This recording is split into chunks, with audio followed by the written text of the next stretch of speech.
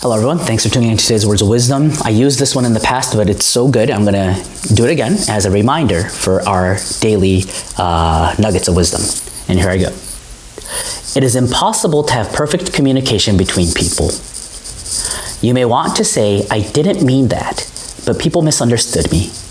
However, if you did not manage to convey your true intention, this would mean there was a problem in your communication, and you must admit that.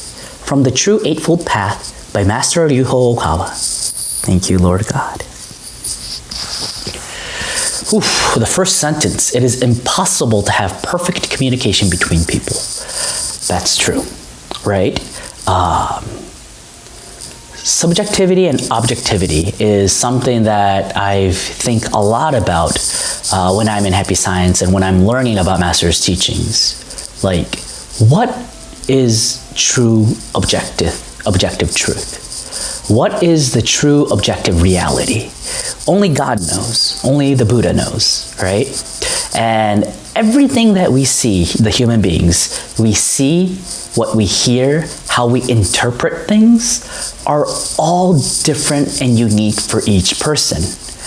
I mean, using art would be a very easy example, but let's say that you go to a museum with a friend, and if you look at a piece of art in front of you, a piece of drawing, the way how you feel about it and how he or she feels it is different. And that applies to every situation, even in our communications.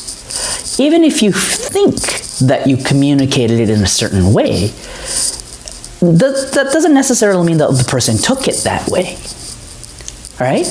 And that is where a lot of the times fights begin, or unnecessary quarrels begin. And in order to overcome that, in this Kyoten, the True Eightfold Path, Master is saying, take the highway. The highway is the right way. No, the high road is the.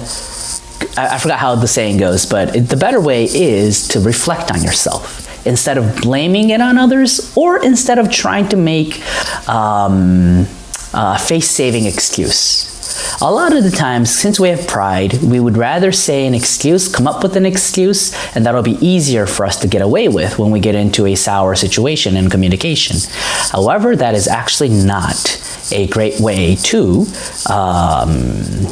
solve the issue that you're going through. It's actually going to make things worse. So what's important is, in Japanese you say fold up your pride.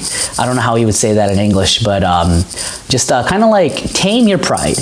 And what you have to do is you have to admit that the way I spoke, or the way I said things, or the way maybe the timing was bad, maybe the place was bad, and of course how you said it, maybe your facial expression. Any of these things could give a very huge effect on how the other person takes your words. So communication in itself is still training. So let us take this as an opportunity. Every bad communication that we may have had, let's take it as an opportunity to refine our souls and refine our speech and the ability to understand other people, which is the capability of love, which is enlightenment, which is something that we can take back to the heavenly world after we pass away. So let's make everything as like a plus point, not a negative. But let's make it all a positive point. No matter what sour situations you go through, what sufferings you may go through, anything can change to be positive through the teachings of self-reflection. That'll be it for today. Thank you for joining us. See you again tomorrow.